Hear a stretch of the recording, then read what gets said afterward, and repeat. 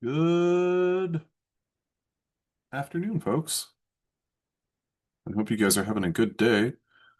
I am in the midst of correcting a mistake of mine, and I apologize for that. I thought that I had posted the file for today's lecture, but it turns out I have not. I just want to make sure that I don't have it somewhere else. Unless I do. Day six. Yeah. Okay.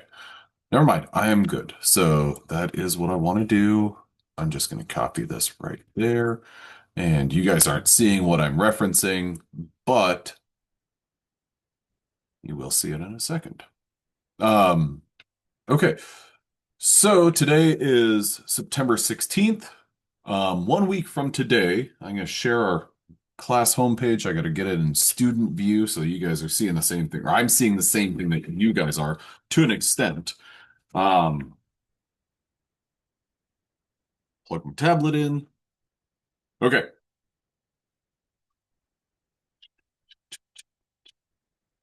Did you say what times?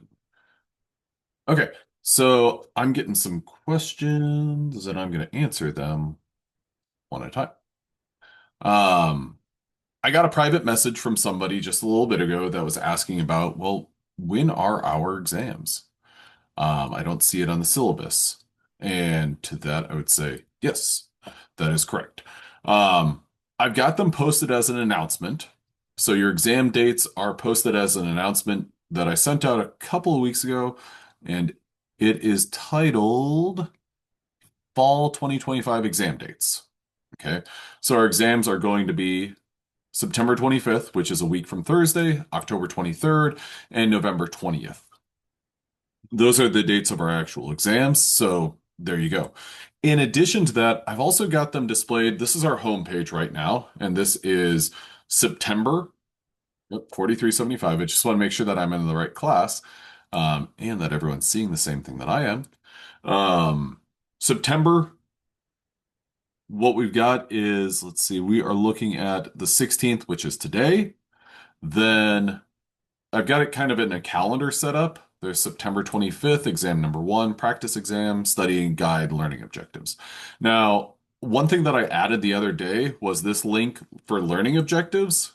And the intention here is just to kind of give you like, hey, what did we talk about during the class period that I'm referencing here? So here's our learning objectives today. 091625LO stands for 09 September 16th, 2025, learning objectives. Um, and so here's basically all the topics that we're going to cover. Then each one of these learning objectives is linked to like a YouTube video, whether it's one of mine or a different page or a different content creator's um, YouTube channel, then that's where they take you. And these are all things that I scrubbed through the videos and I was like, yep, that hits on some of the high points that I wanted to address. Now, if you're thinking like, oh, well, you're giving us a different resource, um, where should I go?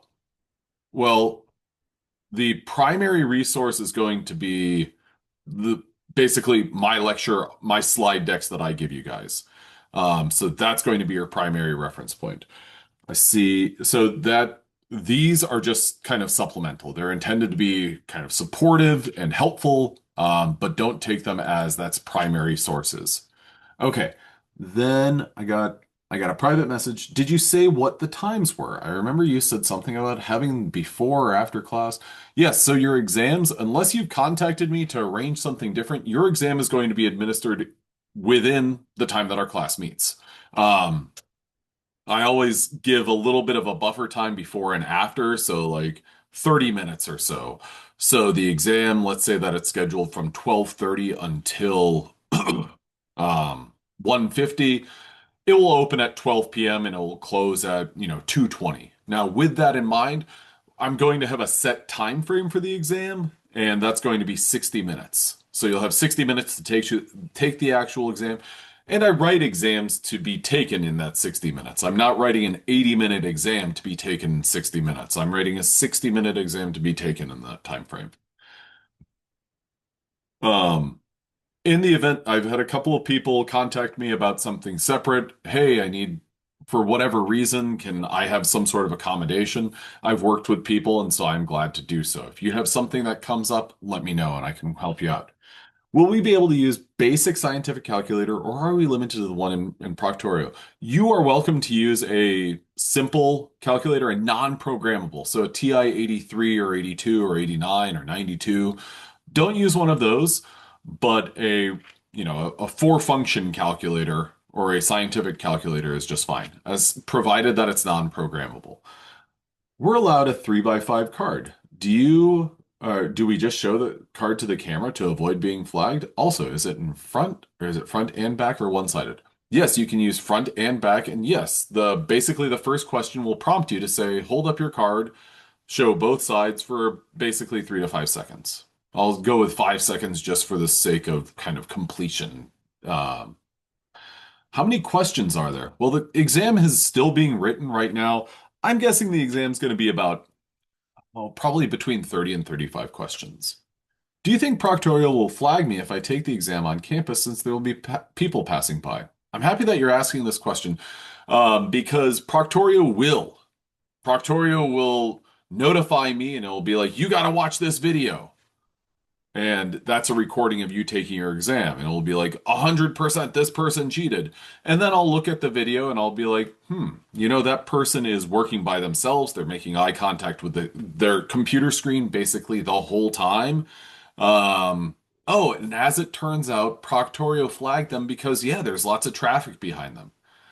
That is not something where I'll be like, ooh, they're like, I need to bring this up to the Honor Code Council because of the fact that that is, that's not what I view as something as, being somebody cheating.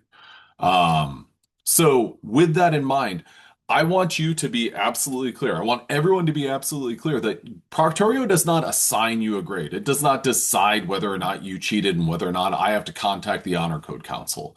So I don't want you to be worried about that and thinking like, oh no, I have an index card. Do I have to hold it up every time I'm looking at it? No, you don't. Do I have to be super secretive my index card so that Proctorio doesn't flag me? No, you don't. I want you to take the exam and be thinking like, okay, I'm just taking the exam and I'm not cheating. I'm not doing anything wrong, so I'm not concerned about that. I don't think that I'm cheating. If we use our calculator, will it flag us for looking down? Again, it will, but it will also probably be like, there's nothing suspicious about that behavior. So if you have a piece of paper that you're writing on, Proctorio will notify me and I'll look at the video and it will say like, oh, that person was looking down. Well, yeah, they were writing on scratch paper. Are the questions multiple choice? So I've got some questions in the practice exam that are similar to what you should see on the actual exam. Some will be multiple choice and some will be multiple select. So the multiple select questions would be something like, given the list below, select all of the true statements, or select all of the false statements, or select all of the amino acids that are all the single letter codes for amino acids that are polar, or something of that nature. Okay. Yes, you are allowed to use scratch paper. The test is going to be on the first test is going to be on the 25th of September during our regular class period. So a week from Thursday. Now I got a private question. Are there limitations to what we are allowed to put on our index card? No. Now, I say no, but I will provide a little bit of like caution and direction. And that is be judicious with the time that you spend preparing that index card. And think about like what's going to help you. It would not be worth your time to put pKa values because I'm going to provide that information. Would it be worth your time to put the single letter code for every single amino acid? I don't think so.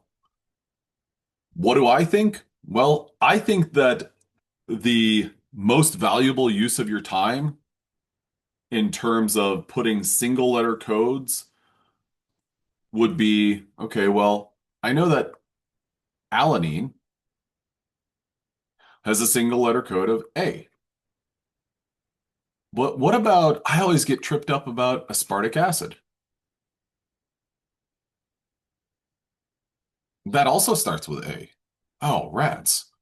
Well, that's one that I might put on there because that's something where it is not following the rule of the first letter being the identifier. So I would say aspartic acid, D.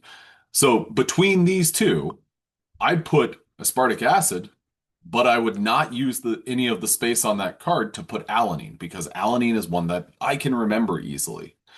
I would put the information that, whenever I'm doing a practice problem or something like that, that's where I get hung up. That's where I get kind of tricked or trapped.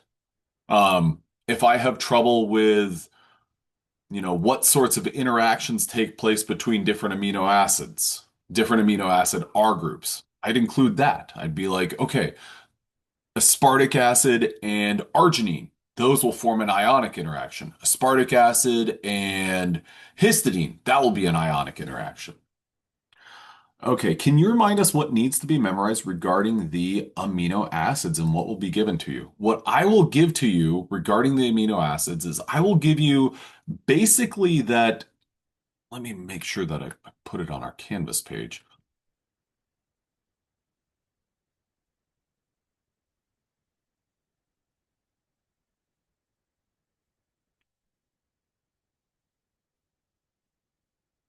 Oh, wait, there it is.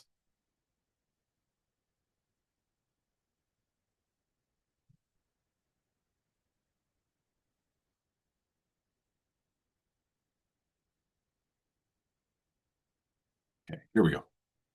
I'm going to share my screen to share with you guys the. Can you clarify any amino acids that are referred to differently, like glutamate and glutamic acid? Um, as aspartate or aspartate and aspartic acid. And then yeah, it's pretty much just those two. And the only difference between those is um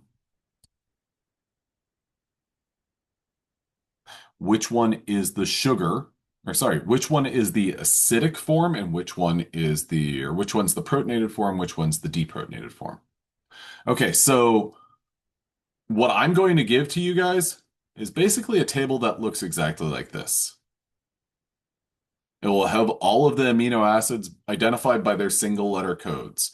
It's going to be up to you, and I will also give you those pKa values. It's going to be up to you to convert those single letter codes to three-letter codes. Convert those three-letter codes and one-letter codes to full names. So I'll give you the pKa values and the single letter codes. So you will see C has these three pKa values. I'm not going to say C, also known as cysteine. That's for you guys to fill in.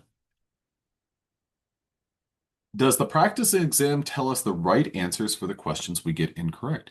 I believe it does. I'm going to pause my share. I'm going to leave the student view.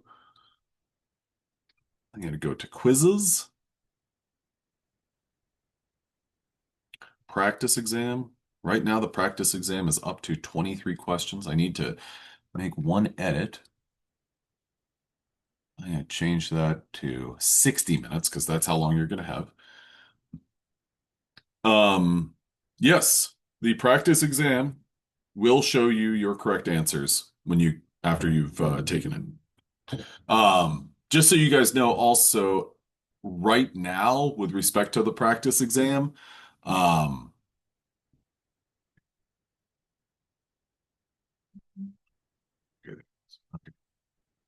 with respect to the practice exam, I'm going to be populating this with more questions on a given topic than you should expect to see. What I mean by that is I might give you 10 questions where I just give you the amino acid structure and ask you to identify it. That does not mean you're going to have those same 10 questions on your actual exam. So your practice exam, by the time the actual exam rolls around, might have as many as 50 or 60 questions on it. The intention of that is to just be practice, so you guys have a good resource to work with. Okay. Um, I'm free to open more questions, or I'm free to answer more questions about the exam, but I also want to remind you that, you know, next Tuesday, a week from today, we'll be reviewing for the exam. And so any questions regarding content or like the actual taking of the exam, the logistics of it, I will definitely go over those there. Can you give me a one in the chat if you are good, and any questions that you have will come up a little bit later. Great. Okay, cool. So today what we're talking about is tertiary and quaternary structure of the protein or of a protein. If you remember, your primary structure is just your amino acid sequence. Your secondary structure is the local structures, your alpha and beta, or your alpha helices and beta sheets. Your tertiary structure is the 3D fold of a protein, and your quaternary structure is how two proteins, how two polypeptides fold together. Now, we're going to get into some stuff today that, well, we're going to look at some specific models. So here's your general background for your secondary structure. Your tertiary structure is your R group interactions. This is one of the reasons that I've really been stressing you got to know what those R groups, what they look like, and therefore what they're capable of interacting with. So if you think about all your nonpolar amino acids, your NP, your nonpolar amino acids, they love interacting with one another through a hydrophobic interaction, or they have hydrophobic interactions that drive their interactions. Now, your polar amino acids, well, it's a little bit more complicated. Your polar amino acids are going to have a couple of different types of interactions.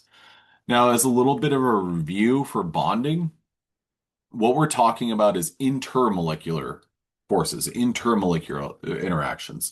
So bonding between two molecules. Now, when you think about sodium and chloride, okay, yeah, that's an ionic compound. We have a cation and we have an anion.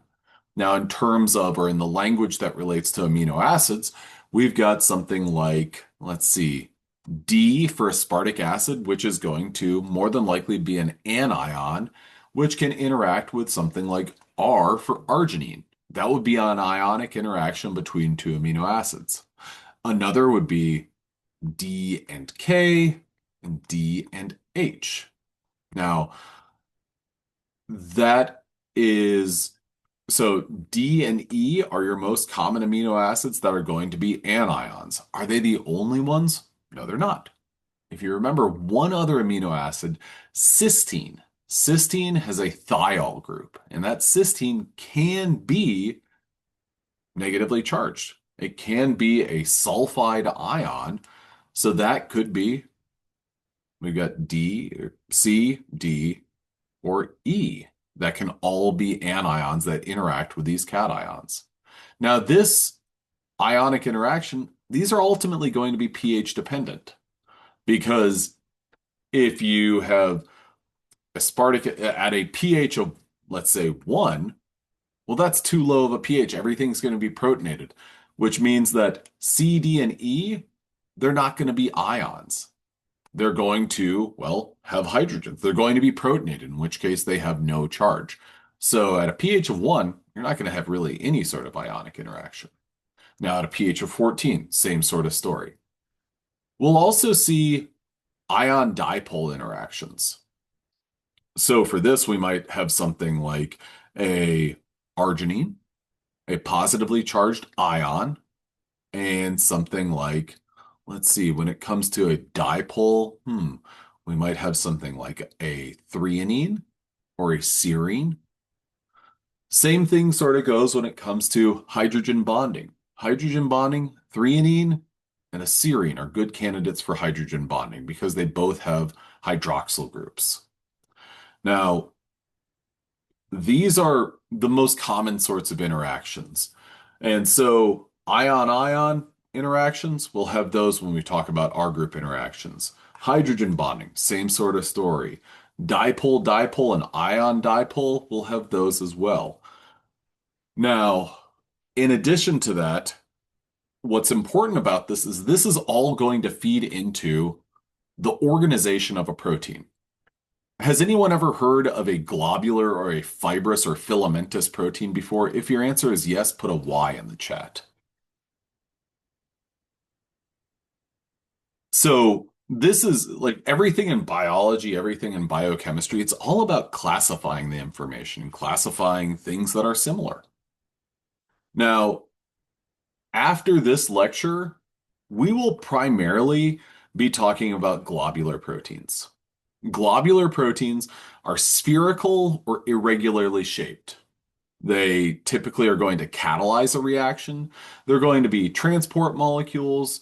They are going to be involved in signaling. And some examples of these are hemoglobin, myoglobin, your different enzymes that catalyze specific reactions and complete specific reactions. In addition to that, hormones like insulin. Insulin is a globular protein. Now, like I said, after today, this is what we will mostly be talking about. Because on Thursday, we're going to start talking about hemoglobin and myoglobin. Those are oxygen carrying proteins. But for today, we will spend a good bit of our time talking about fibrous or filamentous proteins. These are long, extended, and often helical or sheet-like proteins. They have very highly repetitive sequences. Whenever I say highly repetitive sequences, there's a level of protein structure that I'm referring to. Would that be one for primary, two for secondary, three for tertiary, or four for quaternary? When you hear highly repetitive sequences, what do you think of? One, your primary structure. So what that means is that a protein with a highly repetitive sequence might be something like glycine, then leucine, then proline, and then glycine, leucine, proline, GLP. Basically in repeat. And when they have this kind of repetitive sequence, that leads to a kind of predictable structure. Now, I want to bring that up because what that means is that these globular proteins, their sequence, their primary structure seems random. Random. It seems like, oh, there might be an alanine in this position. What amino acid comes next? Could be anything. Um, so that's a one not, sir, primary. I'm going to put primary just to add that. Okay. Now back to our filamentous or our fibrous proteins. These primarily provide structural support, strength, and flexibility. So what that means is you could think about these as basically holding the shape of a cell intact. Some examples of these are collagen, keratin, actin, myosin, and fibroin. Fibroin is the protein that is found within spider webs. Actin and myosin are both involved in muscle contraction. Keratin, collagen are both involved in connective tissue and hair, nails, and skin. Now, this collagen, this is an interesting one that I like to bring up because could anyone tell me what is the affliction? Like, if you, for the next 60 days, if all that you did was eat bread and drank water and didn't have any citrus, what disease state would you kind of develop symptoms for? Scurvy. Exactly. You develop scurvy because you wouldn't have enough vitamin C. Now, I bring that up because there's a couple of cool things about collagen and about vitamin C. It, first of all, is does anyone know any symptoms that come along with development or onset of scurvy? Bleeding gums. Okay, perfect. That's exactly the one that I was thinking of. Your gums begin to bleed, and one of the reasons is that they begin to contract. And so you don't have the connective tissue, and I'm not going to show my teeth because I don't want any pre-dental students to be like, ooh. cut back on the coffee and the Diet Dr. Pepper. Because you know what? You're right. And twice a year I hear that from my dentist. But in the meantime, your gums are going to recede. So it's going to appear that your teeth are a little bit more visible. Now, I bring this up because what's significant about this is, this is just kind of like trivial information. It's important information, especially if you're going to go into a healthcare related field. But by taking vitamin C or getting vitamin C, um, your body can catalyze a reaction that modifies a proline. Now, that and modification of that proline in collagen that enables H bonding. Okay. So before we proceed, could anyone tell me how would you classify proline, the amino acid, based on its R group? Would you classify it as a polar or non-polar amino acid? Non-polar, you're absolutely right. So you'd classify proline as a non-polar amino acid because the side chain for proline, it's just a bunch of carbons. Proline, if you remember, looks a little bit like this. N, C, C, CH2, CH2, CH2, done. Okay, so that's what the R group for proline looks like. Now, collagen is this protein that has these repetitive sequences. And if I remember proline structure, or what its sequence is, it's like it's a glycine. I think it is a glycine, isoleucine, proline, basically repeated. Those three amino acids on repeat over and over and over again. Now, what's significant about that is proline here, in the presence of vitamin C, gets a modification. This H2, well, one of those hydrogens gets removed, and instead it gets an OH. It's called hydroxyproline. And it's either in this position or it's in this position. It varies. And what this hydroxide group enables proline to do is have a bunch of hydrogen bonding, which makes collagen much more stable, which makes your connective tissue remain intact, which makes it so your body can continue to make connective tissue and that your gums don't recede because of, well, weakened connective tissue. Now, in addition to that, I bring this up because I think it was in the late 1700s that vitamin C, it's either 1700s or 1800s, that vitamin C was identified as being like linked to or an essential nutrient. Now, not pirates, sorry, people who would sail or travel by boat and long ways from like Europe to the United States or to the New World or basically anywhere globally on a ship for a long period of time, they're deficient in vitamin C because they're eating lots of fish. Well, there was one researcher, which, it was 17, 1800s, so it was just some person. They decided they wanted to investigate what was a diet that basically, or how did your diet impact things? And so this person subjected themselves to eating nothing but bread and water for 30 days. And lo and behold, they're like, hey, I'm getting these symptoms that are very similar to scurvy. And that person continued to do it.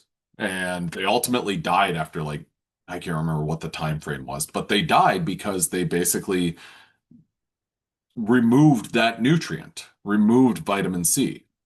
Now, that was so my understanding is that yeah, they had the symptoms of their gums receding, but also like their skin, it was almost like they were a geriatric patient or geriatric person where they'd like bump their arm against the table and oh, Ooh, I'm bleeding because their skin was weakened by this.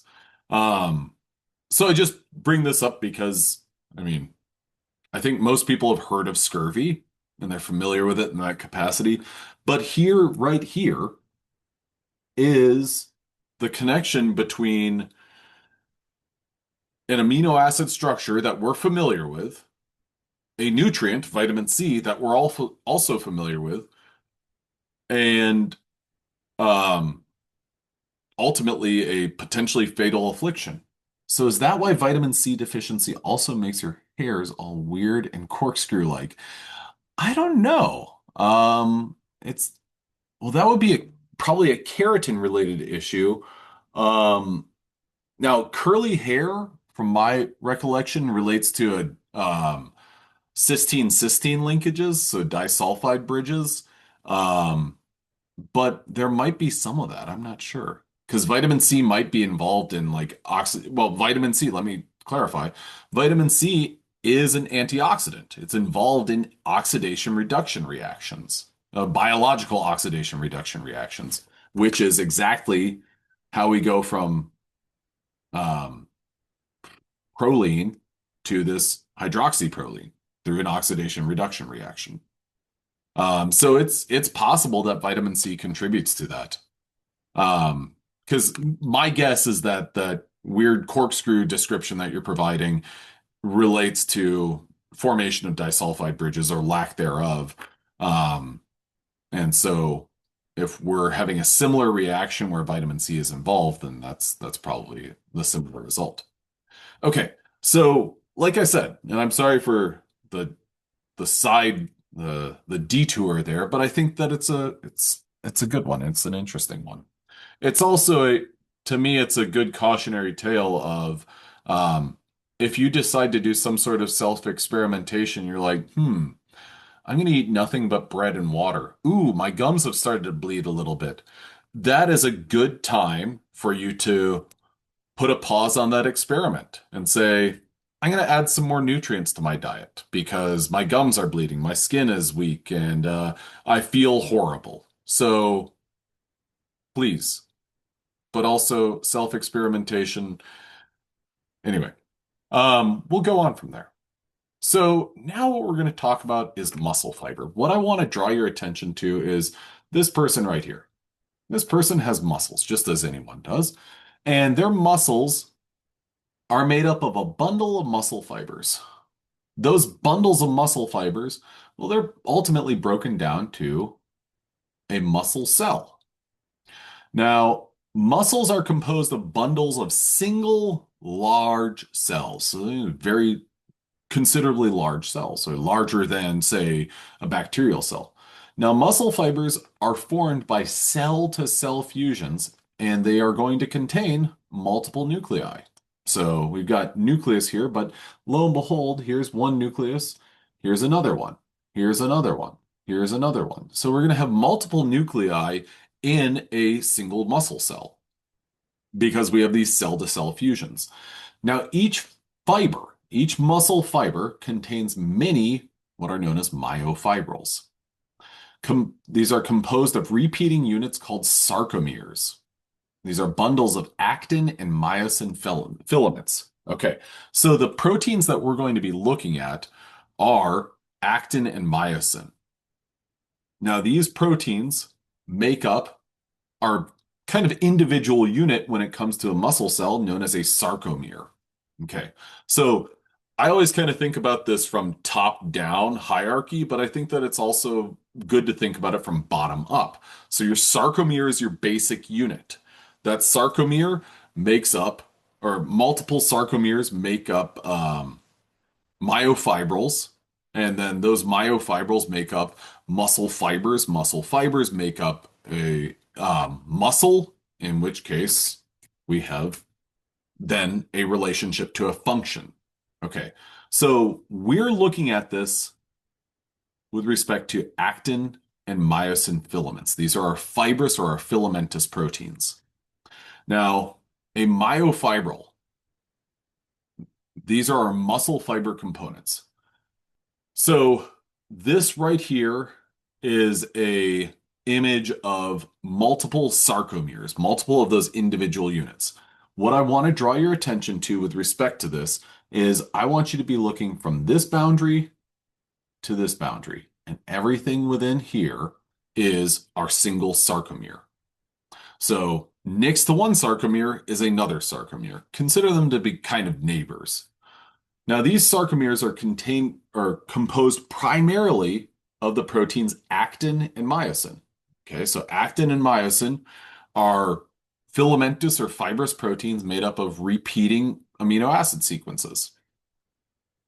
Now, whenever it comes to these terms, the I bands, A bands, H zone, and Z disks, these are all the structural features that people see.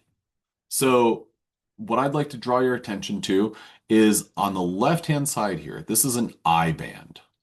An I band is basically the conjoining region of two adjacent sarcomeres. So, that I band, the middle of an I band is known as a Z disk. I always kind of think about this as the barrier that previously existed between these individual cells. Okay, so where I drew your attention to make up one sarcomere, those are our Z disks. Okay, so think about the boundary of a sarcomere, or let me rephrase that. The boundaries of a sarcomere are the Z disks. So if you're thinking, okay, well, where do I go? Where does one sarcomere begin and where does the other end? Your Z disks are the fence, basically, the bookends that make up a sarcomere. Now, the overlapping region from one sarcomere to the next is the I band. Now, the I band is a region that contains nothing but thin actin filaments. Actin being one of those two proteins. Okay, so the I band itself is within that, all that you're going to have is actin filaments. The A band, okay, the A band contains thick myosin filaments as well as actin. So A bands also contain myosin. So we'll keep a kind of running tally. Z disk, I'm going to say, is our sarcomere boundary. Boundaries, we'll say. I band is actin only. The A band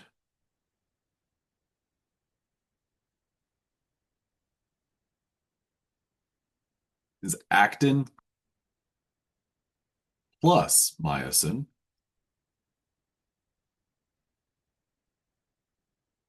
And in the middle of each sarcomere is an H zone. The H zone is myosin only. The actin filaments are attached to their plus ends to the Z disk, which includes cross-linking alpha-actinin. What I want you to know from this is I want you to know the Z disk, I band, A band, H zone. What are the proteins within there? The myosin filaments are anchored at the M line or our M disk, which is our middle region. Now, all of these parts, well, when you think about a muscle fiber or muscles, they're going to, they're going to expand and contract, expand and contract. That's what muscles do. That's how muscle movements like my fingers moving and my heart pumping, that's what's taking place. Now, if we look at this individual sarcomere, we're seeing that same sort of action. But what I want you to recognize is that we're going to see the size of the I band and H zone change. Okay. And we're going to see this as we kind of progress through. So this is a zoom in on one sarcomere. Here's our Z disk. And here's our other Z disk right there. So those boundaries are our Z disks. We've got from each of our Z disks, we've got actin right here and right here. Then from our other Z disk, here and here. We've got our M line in the middle, and our M line is physically attached to our myosin filaments. Okay, now what I want you to visualize is, I believe I've got it. Yeah, okay. What I want you to visualize is that when a muscle is going to contract, the Z disks are going to get closer to one another. Okay, so this Z disk and this Z disk, they move closer to one another. What that means is that if this region in the middle, this is our H zone, the H zone consists only of myosin. Can you tell me whenever a muscle contracts and our two Z disks get closer to one another, what's going to happen to the H zone? Is it going to get smaller? Is it going to get larger? Or is it going to be unchanged? Add it to the chat. S for smaller, L for larger, or U for unchanged. Absolutely. Okay, so I agree with that. S, it's going to get smaller. So that muscle, I'm going to go ahead and kind of keep a running tally here. Muscle contraction.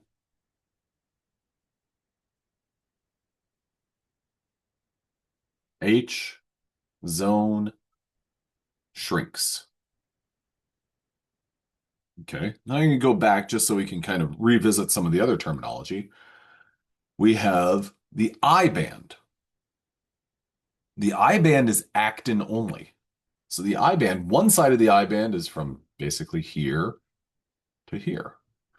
As a muscle contracts, what's going to happen to the I band? Is it going to get smaller? Is it going to get larger? S for smaller, L for larger. Yeah, I band shrinks.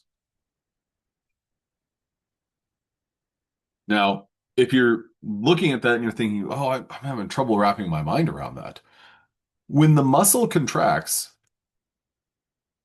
this actin filament remains pointed out like this. This myosin head group remains kind of pointed out like this.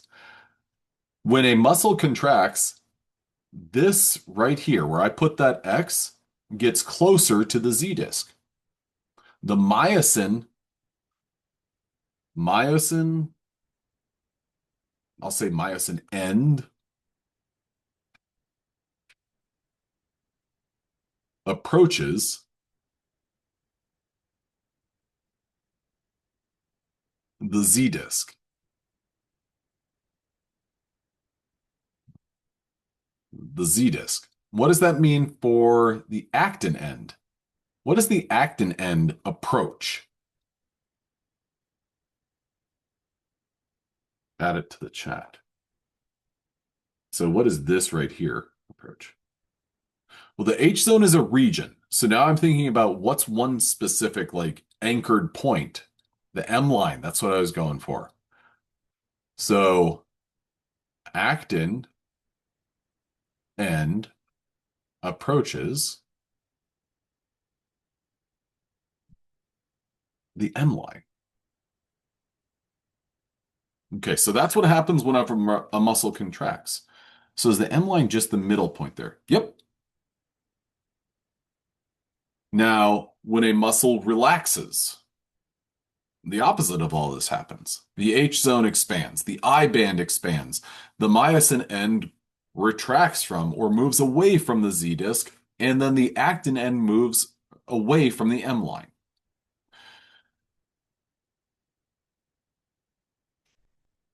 The I band on this previous slide, that's the actin only. So I band is basically, I'm going to erase some of this. The I band is from here to the same complementary and region of another sarcomere.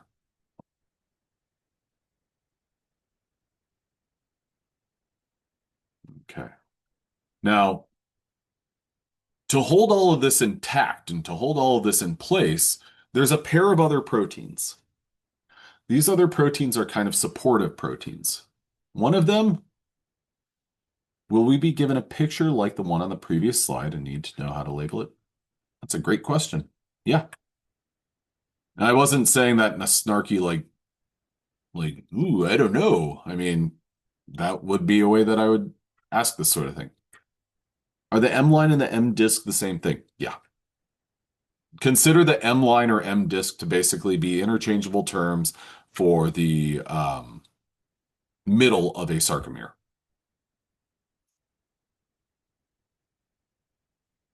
Okay. Now, there are two other proteins that are essential for kind of maintaining the structure of a sarcomere. They are titin and nebulin. Now, titin, if you look up anything about titin, you'll learn that titin is the largest protein, or I guess the largest sequenced or known protein.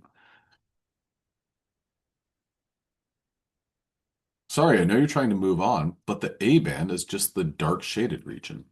The A band is basically the region from one myosin to the other myosin. That is the A band.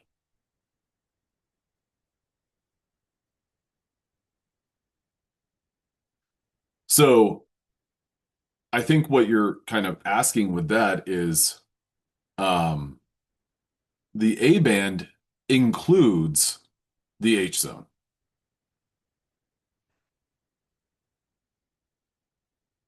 Okay. Now, titin is the largest protein, and just to put this into perspective, um, it's it's something on the order of like 29,000 amino acids long. So its primary structure is about 29,000 amino acids. Now, in terms of the complexity of titin, well, it's a filamentous protein. And so it's actually kind of got some, sorry, simplicity to its higher levels, its secondary and tertiary structure, because it's got this repetition. Now, think about titin as within, or the way that I always kind of think about titin is I think about in one sarcomere, you basically got two titin molecules. From Z disk to M line is where you're going to have one. There it is. And then from your other Z disk to your M line is where you're going to have your other. So basically, one sarcomere is two titins. This is the protein that basically enables contraction and relaxation of a muscle cell. In the absence of titin, you're not going to have that contraction and relaxation. Now, molecules of nebulin extend from the Z disk and are thought to determine the length of associated actin filaments. So, nebulin and titin are both kind of supportive. Titin helps basically the size of the overall sarcomere to be determined, whereas nebulin helps to, or is believed to help out with the length of the actin filaments. Now, one of the things that I want to zoom into, and I will do so cautiously, is, and what's highlighted here is myosin head groups. That is important because I want you to think about these myosin head groups as the means by which myosin and actin interact. And they do interact. They make physical contact with one another. Now I'm going to gradually zoom out so I don't zoom out to all 28 slides. I think I did it. There we go. So here is a myosin filament right here on the left or on the right-hand side. And we've got these little, I always kind of think about them as like little hooks. And those hooks or head groups are what interact between a myosin molecule or a myosin filament and an actin filament. So on the left-hand side, we have our actin filament in one of our myosin head groups. Now, these head groups are important because what they do is, or sorry, of the things that they do, one of the things that they do is they mediate the interaction between actin and myosin. Another thing that they do is they catalyze a reaction. Okay, so we've got an interaction. So some amino acids kind of come together to give us this functionality of basically grabbing on. And then another part of this protein, well, catalyzes a reaction. So it takes an input and gives an output. Now, here is the overall movement. What I want you to look at on the left-hand side of the screen is, and this is all kind of developing from thinking about those myosin head groups. On the left-hand side, we have one, two sarcomeres. Okay, so this is a part of a muscle fiber or a myofibril where we've got two sarcomeres. And what I want you to notice about these two sarcomeres is that these Z discs here, I'm going to label the Z discs as A, B, and C, okay? A, B, C. As we go from the top all the way down to the bottom, A and B have gotten closer together, as has C, because this muscle cell has contracted. Now, what I want you to notice is if we look at the left-hand side in this sarcomere with our M line in the middle, oh, well, and let's just go back for a second to make sure we're all good. The H zone The H zone consists only of the M disk and myosin. So this right here is our H zone. Our H zone got very small very fast to the point that when we go from 1 to 2 to 3, at point 3, we don't have an H zone. Because remember, the H zone is the M line or the M disk plus any region that is just myosin. Can you give me a 1 in the chat if you can see that in model number 3 here, specifically right there, there is no region that is M disk plus myosin only.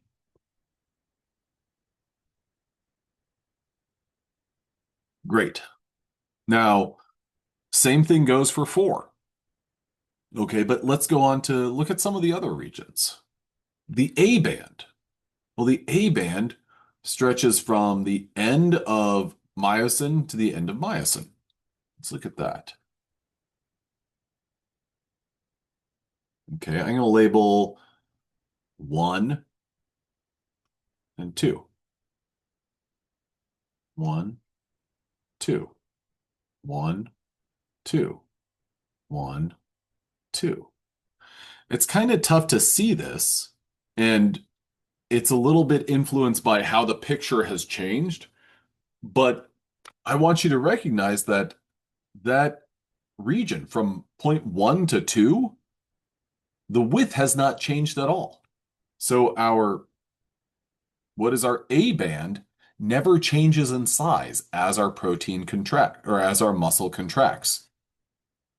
Because the A band consists of the overlapping region where actin and myosin overlap, as well as that H zone. The fact that the H zone disappeared does not influence the A band size.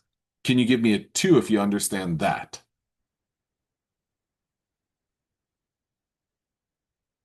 Great. So we'll keep track of this. H zone disappears.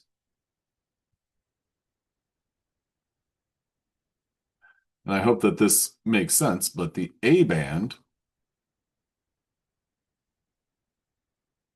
changes, but also doesn't change. Okay.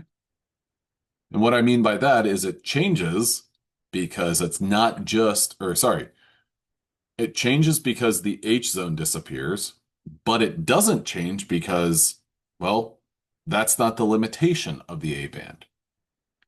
Then if we go back one more time and we look at the I band is the end from basically the end of one A band to the next A band or the next sarcomere's A band. Look at that as from here to here. Well, that gets smaller. That gets smaller until it basically disappears. So the I band disappears over time. Okay. So these are all things that are good to think about when that muscle contracts or when a muscle contracts. Like what happens on the large scale. Um, and then it's also helpful to think about, okay, well, what's happened to titin in this muscular contraction? Well, titin has it's kind of and I like this depiction right here. We've got this kind of spring-like appearance. Well, it contracts.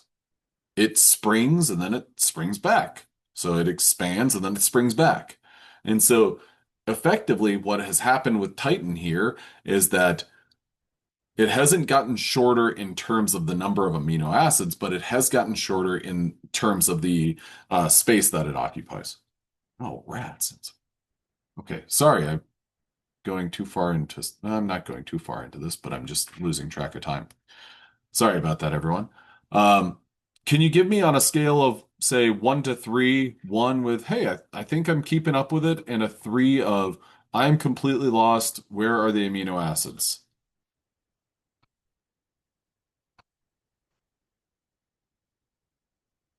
Okay, so if anyone answered 3, I'm glad to meet with you for office hours, and then we can dissect this a little bit more. Um, but I'm seeing ones and twos. I'm happy about that. I'm going to post the recording, and then any questions that you might have. What I want you to take away from this is to think about the mechanistic movement of a sarcomere. Does the 2 and 3 myosin filaments alternate? Does that amount matter? Are you talking about on this picture right here, 2 versus 3? That's just this is just an artist rendering. So this is really just like a visual, like, hey, there's these two cells that are a little bit staggered. It's almost like whenever you draw functional groups that are like opposite so that you don't have that steric hindrance or you've accounted for that. Okay. So muscle contraction and relaxation. During muscle contraction, each sarcomere shortens, bringing the Z discs closer together. Visually, there is no change in the width of the A band. Both the I bands and the H zone almost completely disappear, and this is caused by actin and myosin filaments sliding past one another. So in 3 are the Z and M discs overlapping. So on the right-hand side of this, when we've got 3 of them, um,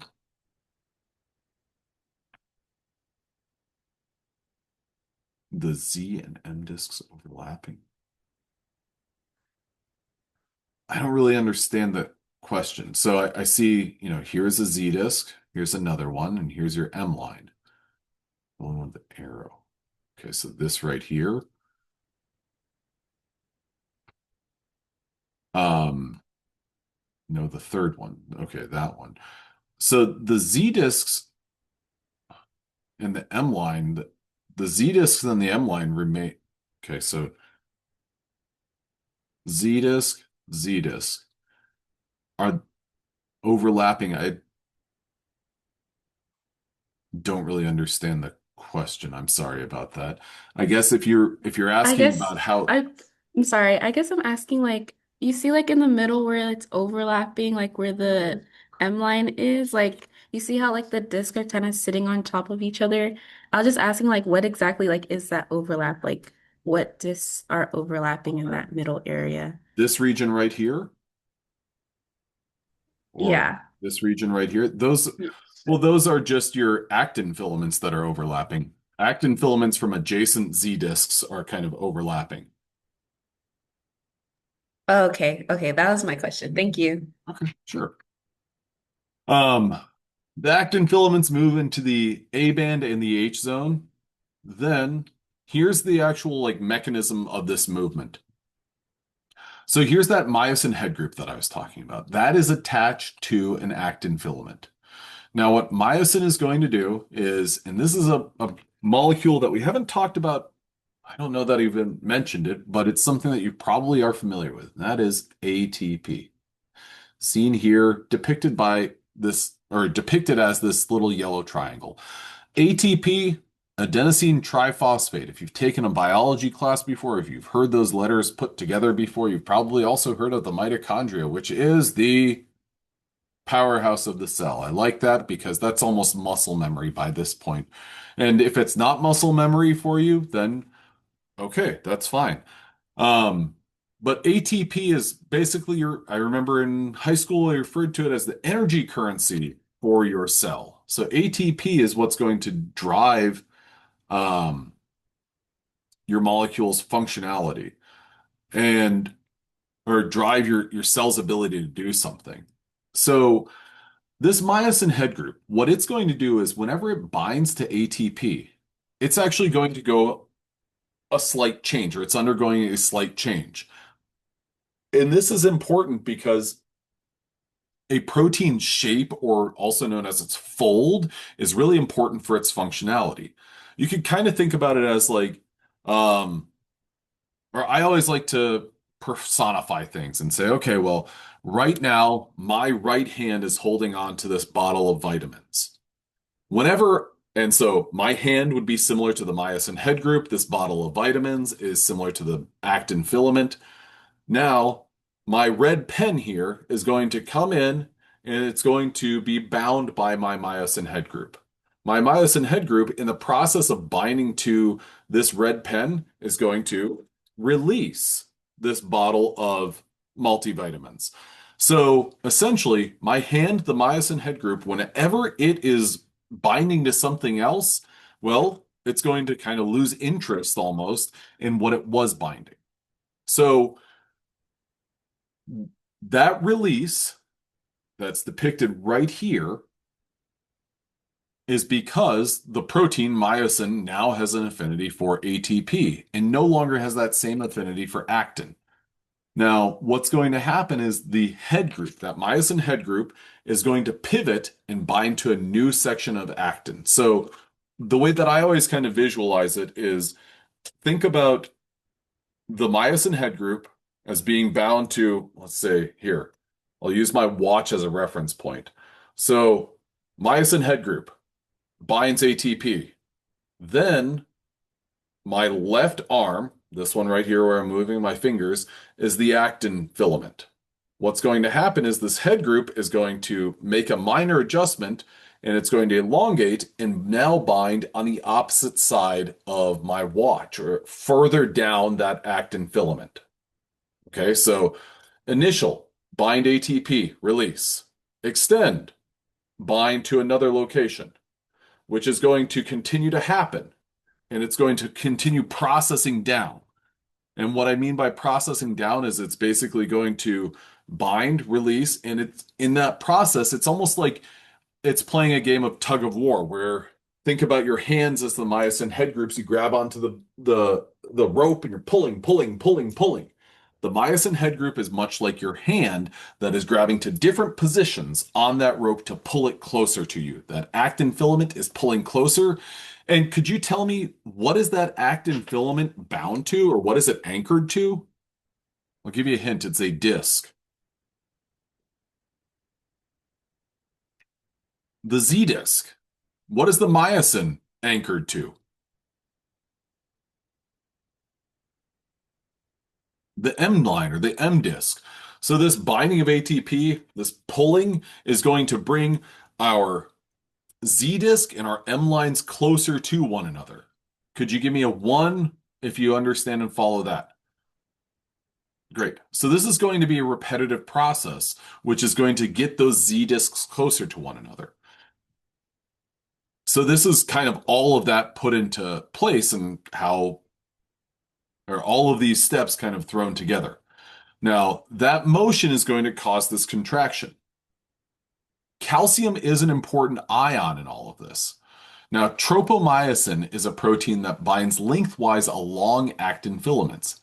And in your striated muscle is associated with a complex of three troponins, troponin I, troponin C, and troponin T, TNI, TNC, or TNT. In the absence of calcium, the tropomyosin troponin complex blocks the binding of myosin to actin. Okay. So if you're blocking, so blocks binding of myosin to actin. Okay. So think about this as, well, actin filament, myosin head group. It's not going to bind. Is that muscle going to be able to contract? No. Binding of calcium to T and C shifts the complex, relieving this inhibition and allowing contraction to proceed. Okay, so what we have here is an ion that's related to ultimately muscular contraction or relaxation. So this protein, this tropomyosin complex blocks myosin from binding to actin, which prevents that muscle contraction and relaxation. So it's basically left that muscle in a place of relaxation. Now, that relaxation alone is going to present a little bit of a problem because, well, you're not going to be able to, the heart is not going to continue to beat because of the fact that it can't relax and contract, relax and contract. So this is ultimately our process of what takes place with a filamentous or fibrous protein. What I want you to know for all of this is I want you to know some of those, the process, like think about the structures. What happens when the muscle contracts? What happens to the muscle when it expands? Which one of those regions grows? Which one of those shrinks? A good slide for you to be familiar with in this slide deck would be this one right here. Muscle contraction and relaxation. It gives a good summary of everything. What would also be very helpful is this right here. What's happening when ATP binds a myosin head group? Well, what's going to happen to that interaction between the myosin head group and actin? So those would be really powerful ones to study. Now, this next bit relates a little bit more to your globular proteins. It's true for all proteins, but this is really an area that's more studied for globular proteins. Proteins have basically two states. They either are folded, and you could kind of think about this as their natural. Sometimes this is referred to as a natural or native state, or they're unfolded. And when they are unfolded, they are non-functional. When they're non-functional, they're not going to, catalyze a reaction.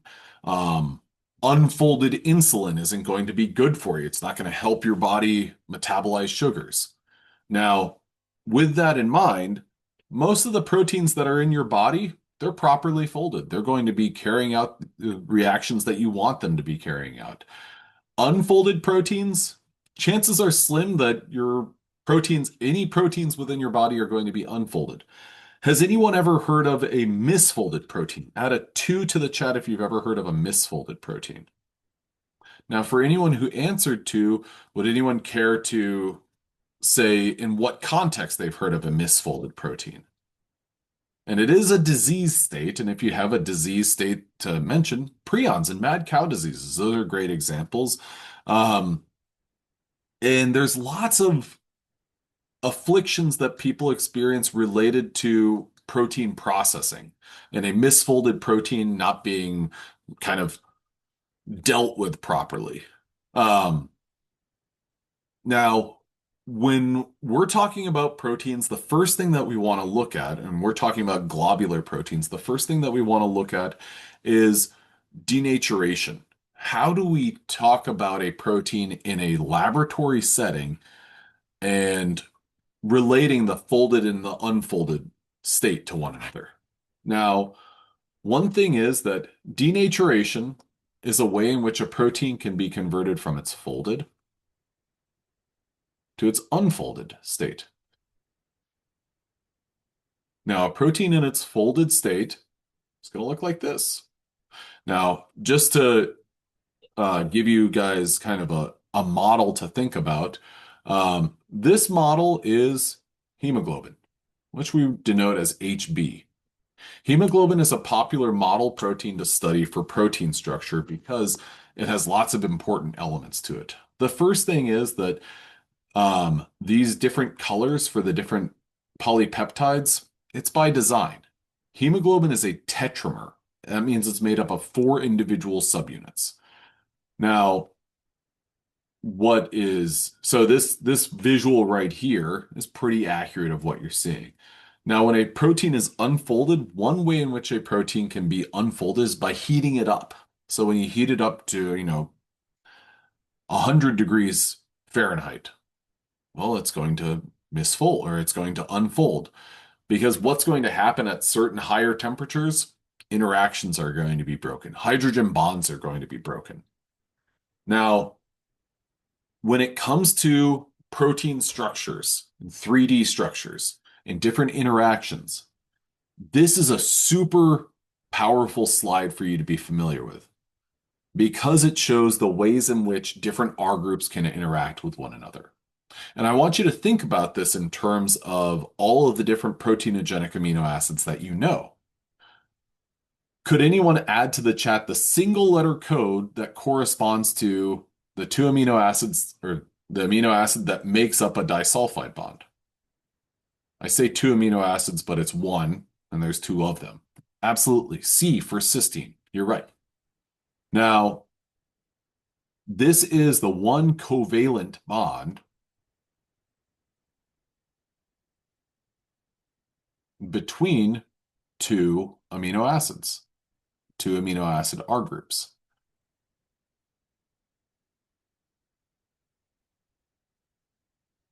When we talk about hydrophobic interactions, we've got isoleucine, valine, phenylalanine. These are all your nonpolar residues. This is a good slide to basically take the amino acid structures that you know and try to apply it and say, okay, well, which amino acids could give me ionic interactions? Which amino acids could give me hydrogen bonds? Well, hydrogen bonds, those are going to be all your polar, basically all your polar uncharged.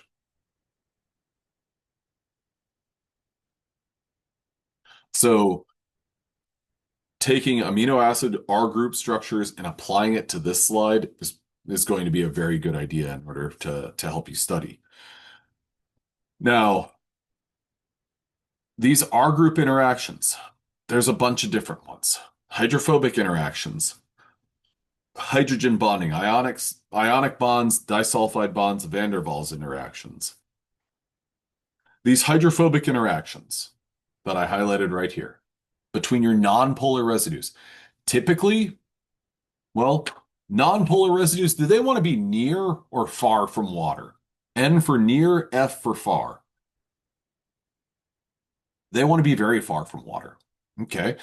Now, proteins, when we talk about them in a cellular context, chances are they are in an aqueous environment. And so that means they are in a water-based environment.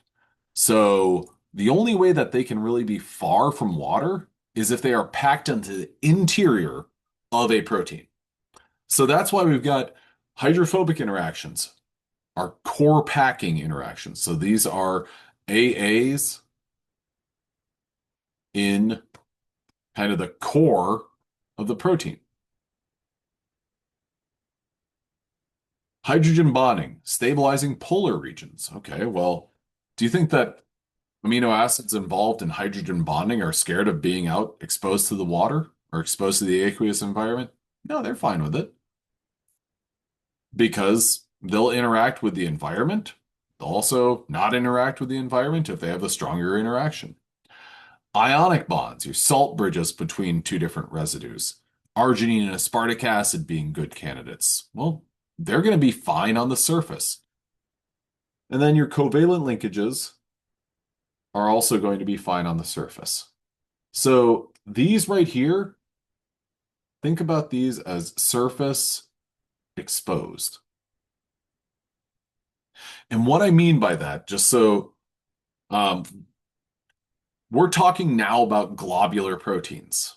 So we're talking about a globular protein, and I got to be honest, whenever I think of a globular protein, I think about basically a piece of clay that's been kind of compacted. Okay. What's at the center of that glob of clay? Well, that glob of clay is going to have a bunch of hydrophobic amino acids kind of holding it tight, holding it intact. Well, everything on the exterior, on the surface of it, that's going to be amino acids that are involved in hydrogen bonding or ionic or disulfide bonds because they are either not scared of the water or they're strong enough to kind of resist the water and resist what the water can do. Now, when it comes to taking a protein from its folded native state to its denatured state, these are some of the things that we want to think about in terms of chemicals that we can use to unfold a protein. First and foremost, mercaptoethanol or dithiothriotol. This is a substance that can break cysteine-cysteine interactions. Two cysteine residues will form a disulfide bond. Well, this can break that. Can you adjust the pH to break that? Nope, you can't. Because a disulfide interaction is a covalent bond. It's insensitive to pH changes. Detergents are chemical compounds that, well, they disrupt hydrophobic interactions. Heat can break hydrogen bonds. pH can change or alter ionic interactions as well as hydrogen bonds. Chelators are compounds that bind metal ions. And then last but not least, urea and guanidinium chloride break hydrogen bonds. These are known as chaotropes. And, oh, sorry. But what about methionine and cysteine? That's a great question. Can they form disulfide bonds? Only cysteine can form disulfide bonds because if you think about methionine, here's the R group for methionine, CH2SCH3. And here is the R group for cysteine, CH2SH. Cysteine and met. So methionine cannot form any sort of disulfide bonds because if it was able to, we would have to lose this methyl group. And that methyl group is not going to be removed. And even if it did, you would just be reverting it to cysteine. So cysteine can form or form a disulfide bond. Methionine cannot. I'm happy that you asked that question, Melanie. That's a great question. All right. So I think this is where I'm going to stop. I'm going to talk for just another minute, but if you got to go, I hope you have a great afternoon. If you got any questions, please don't hesitate to ask. We got office hours at 11 a.m. tomorrow. I'll be adding some more questions to the practice exam for you guys to work through if you want. And anything that you're looking for additional resources, I'll do my best to help you out and get you some links and resources. Um, so absolutely. So these are all good compounds and good things that for you to know about and know about the applications and the implications of them. Um, and I like to bring up, so if you've ever heard of a chelator, one common chelator is something known as EDTA. EDTA, what that does is it basically binds magnesium ions and basically sucks them out of solution. So these are chelators. They love to just go after metal ions and bind them and get them out of there. And that can disrupt interactions between different parts of a protein. Okay, well, that's where I'm going to stop talking. I'm also going to stop my recording.